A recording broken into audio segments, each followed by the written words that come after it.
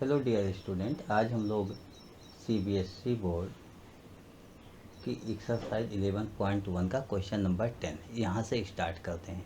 तो question number 10 क्या है, नेक्स्ट लेक्चर में देखिए हम लोग यहाँ से आज कंटिन्यू कर रहे हैं। An umbrella has 8 ribs which are equally spaced, see figure. ये आपके सामने फिगर बना हुआ है। Assuming umbrella to be a flat circle of radius 45 cm। देखिए इन्होंने सर्किल भी बना दिया। ये radius of 45 cm। Find the area between two consecutive ribs of umbrella. तो आपसे कह रहे हैं इसके बीच की एरिया बताओ। ये मतलब इसमें जो एरिया है इसके बीच की एरिया बताओ। 8 पार्ट में डिवाइड हुआ, एक की एरिया बताना। इसका मतलब जो एंगल सेंटर पर बनता है, ये एंगल जो सेंटर पर बना, आप ये ध्यान दीजिएगा, दिस एंगल जो बन गया इसका 1/8 चाहिए। तो एंगल थीटा कितना हो जाएगा, 360 डिवाइड बाई 8। और रेडियस आपके पास इन्होंने बोला है 45। तो यही तो निकालना है आपको। तो मतलब एरिया ऑफ सेक्टर आपको निकालना है, ये वाला एरिया निकालना है। एरिया ऑफ सेक्टर का फार्मूला लगा दो। एरिया ऑफ सेक्टर, अच्छा आप लिखोगे area of one ribs, area between ribs, but area of sector का फार्मूला लगाओ, पाई आर स्क्वायर थीटा बाई 360। तो पाई की वैल्यू स्टार्टिंग में ही हम लोगों को बताया गया था, पाई की वैल्यू 22/7 पुट कर लिया करो। तो हम लोग यहाँ पर 22/7 ही पुट करेंगे और आगे सॉल्व कर लेंगे। तो आइए इसको सॉल्व कर लेते हैं।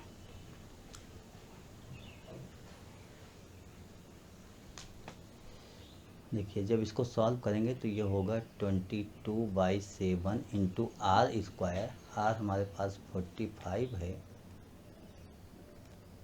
थीटा की वैल्यू 360 डिवाइडेड बाई 8। अच्छा डिवाइडेड बाई 8 है और 360 डिवाइड में ऑलरेडी है भी, तो 360 से 360 कैंसिल आउट हो जाएगा। बाकी जो कैंसिल आउट होता है आप कैंसिल करो या मल्टीपल करके आंसर लिख दो।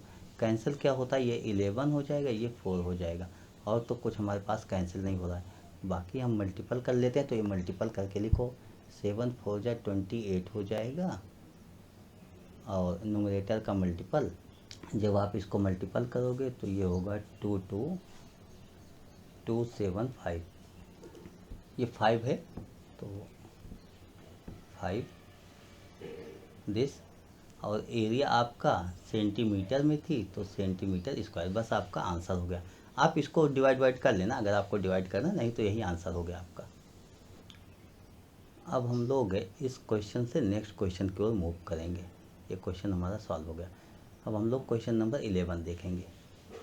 देखिए क्वेश्चन नंबर 11 क्या है, इसको समझने का प्रयास कीजिएगा। Question number, a car has two wipers which do not overlap. Each wiper has a blade of length 25 cm sweeping through an angle of 115। तो इसको आप क्या देखते हो किस तरीके से होता है कि वाइपर्स आपके कार में ऐसे आप देखो लगा होता है, तो ये आप कह रहे हैं कि ये स्वीपिंग एन एंगल, मतलब ऐसे ये मूव करके जो होता है 115 इस डिग्री तक, 115 इस डिग्री तक ये स्वीप कर सकता है, मतलब ऐसे मूव कर सकता है। तो यहाँ से ऐसे मूव करता रहेगा, ये इस तरीके से मूव करता रहेगा। देखिए यहाँ पर ये समझना होगा, टू वाइपर्स हैं तो टोटल एरिया आपसे पूछा जा रहा है इसका कि टोटल एरिया ये क्या होगा। ये तो यही तो है, find the total area cleaned at each sweep of the blade. तो टोटल एरिया, एरिया क्या हो गया, ये तो सेक्टर हो गया। एरिया ऑफ सेक्टर का फार्मूला लगा दो, एरिया स्वीप, आप एरिया क्लीन, ठीक है, बाई ईच स्वीप। तो area equal to pi r square theta by 360। Simple सा यही फार्मूला लगाओ। यहाँ पर पाई की वैल्यू ऐसा कुछ गिवन तो है नहीं, बट मैं 22/7 पुट कर लेता हूँ। आर स्क्वायर 25 cm का गिवन है, 25 इंटू 25 थीटा 115 गिवन है, डिवाइडेड बाई 360। बस इसको हम सॉल्व कर लेते हैं। देखिए इसमें मेरे लिए कुछ करने को नहीं है, नोमरेटर और डिनोमिनेटर आप मल्टीपल कर लो, बहुत हम कर सकते हैं। तो क्या करेंगे, 11 और 2 1 जा 2 180, बस ये हो जाएगा। और कुछ कैंसिल आउट और आप कर सकते हो, जैसे 5 वगैरह से कैंसिल आउट कर सकते हो, मल्टीपल कर सकते हो, उसको लिख सकते हो। तो ठीक है, आप वो करके लिखिएगा। इसका फाइनली आंसर जो होगा जब आप मल्टीपल करोगे तो नोमरेटर 11 इंटू 25 इंटू 25 इंटू 115, इसका मल्टीपल, ठीक है, इसका मल्टीपल हो जाएगा आपके पास 158125 डिवाइडेड बाई 180 इंटू 7, और एक कैंसिल आउट भी होगा, तो कैंसिल आउट होने के बाद 126। अब इस क्वेश्चन को मल्टीपल करके कैलकुलेट करके आप लोग देख लीजिएगा। अब हम लोग क्वेश्चन में मूव करेंगे क्वेश्चन नंबर 12 की ओर। आइए क्वेश्चन नंबर 12 देखते हैं क्या होता है। क्वेश्चन नंबर 12, देखिए क्वेश्चन नंबर 12 आपके स्क्रीन पर है। क्वेश्चन नंबर 12 की जब बात होती है तो 2 warn ships for under water rocks a lighthouse spread a red colored high over a sector of angle 80 degree to a distance 16.5 km. Find the area of the sea over which the ships are moored. देखिए यहाँ पर ये समझना होगा, use पाई की value 3.14। Light house, कहीं से भी लाइट जब स्टार्ट होती है तो उसको आप देखिए, जैसे यहाँ से मान लीजिए लाइट का सेंटर हो गया, तो ये लाइट ऐसे आपको इस तरीके से लाइट मूव करती हुई यहाँ पर लाइट ऐसे मूव करेगी, ये पूरा एरिया लाइट ऐसे जाएगा। तो इस तरीके से आपके पास होगा, और यहाँ पर लाइट आपके पास जा रही है, तो इसी एरिया को तो निकालना है। और यहाँ पर एंगल भी बोल रहे हैं कि एंगल 80 डिग्री बन रहा है, ये टोटल आपका 16.5 km बन रहा है ये टोटल, तो इसी को हमें निकालना है। आइए निकालते हैं इसको। यहाँ भी आपके पास वही है कि एरिया आपको निकालना है, एरिया ऑफ सेक्टर। तो आपको निकालना है area equal to pi r square theta by 360। यहाँ भी सिंपल सा यही फार्मूला यूज होगा, लेकिन पाई की वैल्यू 3.14 बोला गया है और आर रेडियस 16.5 km, यानी आंसर आपको km स्क्वायर में लिखना होगा इंटू थीटा 80 डिवाइडेड बाई 360। ये मैंने नोट कर लिया। अब कैलकुलेशन आपको करना होगा, 0 से 0 कैंसिल आउट हो जाएगा, और यहाँ पर 4 2 जा 8 4 9 जा 36 हो जाएगा। उसके बाद 9 भी कैंसिल आउट हो जाएगा, 9 3 3 जा 9 3 5 जा 15 3 5 जा 15, यहाँ से भी कैंसिल होगा, 5.5 हो जाएगा। और इसको आप मल्टीपल कर लीजिए, मल्टीपल करके कुछ कैलकुलेशन हम कर देते हैं, कुछ आप कर लीजिएगा। वीडियो बंद कीजिए, पहले आप कैलकुलेट कर लीजिए, कैलकुलेट करने के बाद तब आंसर अपना मैच कीजिएगा। 3.14 इंटू 5.5 इंटू जब 2 से मल्टीपल करोगे तो 11 हो जाएगा ये। और इस पूरे स्टेप्स को आप मल्टीपल करके लिखिए, तो ये हो जाएगा 189.97 km स्क्वायर। इस तरीके से मैंने इसका आंसर भी लिख दिया। अब हम लोग नेक्स्ट क्वेश्चन की ओर मूव करेंगे। हमारा नेक्स्ट क्वेश्चन क्या है, क्वेश्चन नंबर 12 आपका कंप्लीट हो गया, और अब हम लोग क्वेश्चन नंबर 13 की ओर मूव करेंगे। क्वेश्चन नंबर 13, इसको रफ कर देते हैं स्क्रीन पर, और तब हम लोग स्टार्ट करते हैं क्वेश्चन। हमारा 6 क्या बोल रहा है, अ राउंड टेबल कवर है 6 equal design as shown in figure. ये 6 इक्वल डिजाइन आपके पास हो गया, ठीक है। 6 कहाँ पर हो गया, आप देख रहे हो 1 2 3 4 5 6, इस तरीके से 6 इक्वल डिजाइन हो गया। If the radius of the cover is 28, mean यहाँ से अगर ये देखा जाए तो ये रेडियस आपके पास 28 हो गया। Find the cost of making design at the rate of 0.35। इस जो डिज़ाइन बनी हुई है इसका कॉस्ट निकालना है, और कास्ट के लिए भी बोल रहे हैं क्या, ₹0.35 ये आपको देना होगा पर सेंटीमीटर स्क्वायर, पर cm स्क्वायर, इस तरीके से आपको देना है।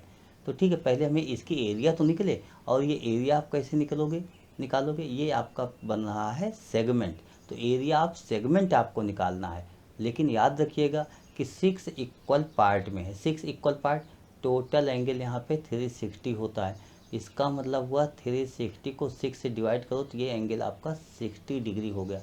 मीन ये इक्विलेटरल ट्रायंगल बन रहा है।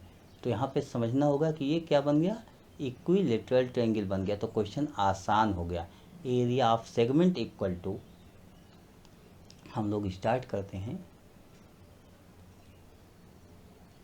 Area of segment equal to, या एरिया ऑफ वन डिजाइन आप ये भी लिख सकते हो। एरिया ऑफ वन डिजाइन मैं भी लिख लेता हूँ।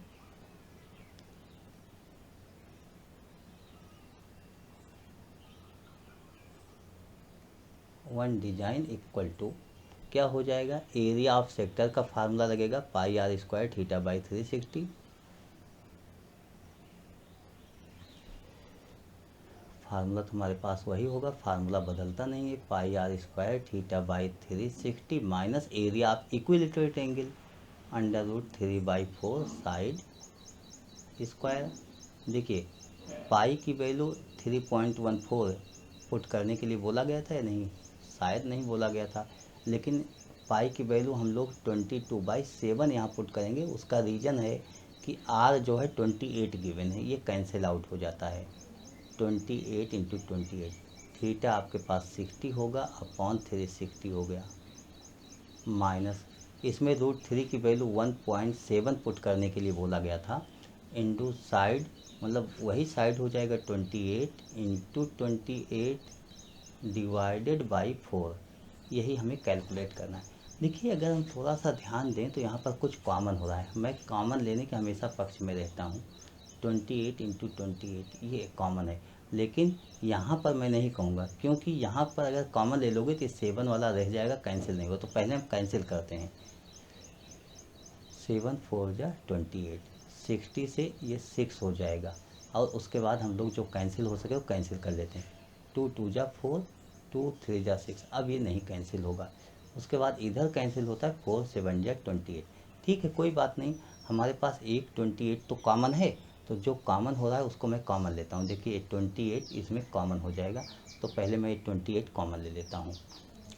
ठीक है, 28 कॉमन लिया जाए। और देखिए क्या कॉमन है, और तो कुछ कॉमन आपको मिल नहीं रहा है, 7 वगैरह तो कॉमन होगा नहीं।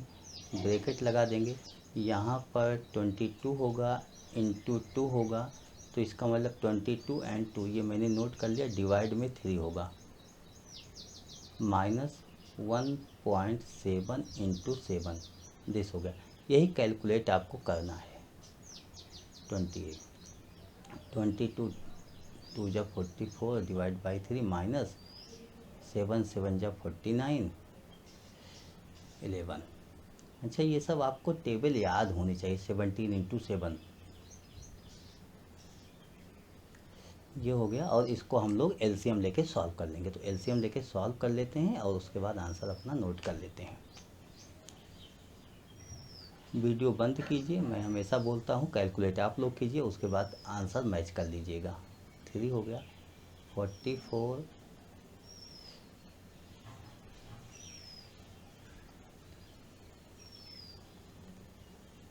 दिस 28 इंटू 44 माइनस 35.7, इसको आप माइनस कीजिए, ये आपके पास होगा 8.3/3।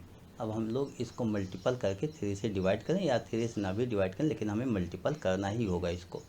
तो आप लोग मल्टीपल कीजिए 28 इंटू 8.3, तो ये हो जाएगा आपके पास 232.4, 3 8 जा 24 डिवाइड बाई 3। ये तो एक पार्ट का हो गया। यह आपके पास एरिया आ गया, एरिया तो आ गया, लेकिन हमें 6 पार्ट का कह रहे हैं, रेट बताना है। तो 6 पार्ट का और 0.35 कास्ट है, तो कास्ट इक्वल टू जैसे ही आप लिखोगे टोटल कॉस्ट। देखिए 6 पार्ट है आपके पास, 232.4, इसको मैंने 6 से मल्टीपल किया, और कास्ट आपका 0.35 रुपीज़ है, इससे भी मल्टीपल करना होगा। अब आप इसको भी कैलकुलेट कीजिए, 3 2 जा, तो ये कैलकुलेशन थोड़ा सा इजी हुआ आपका। क्यों इजी हुआ? देखिए, इसको इजी मैंने इसलिए बोला कि 232.4, 2 को 0.35 में मल्टीपल कर दो तो ये 7 हो जाएगा आपके पास।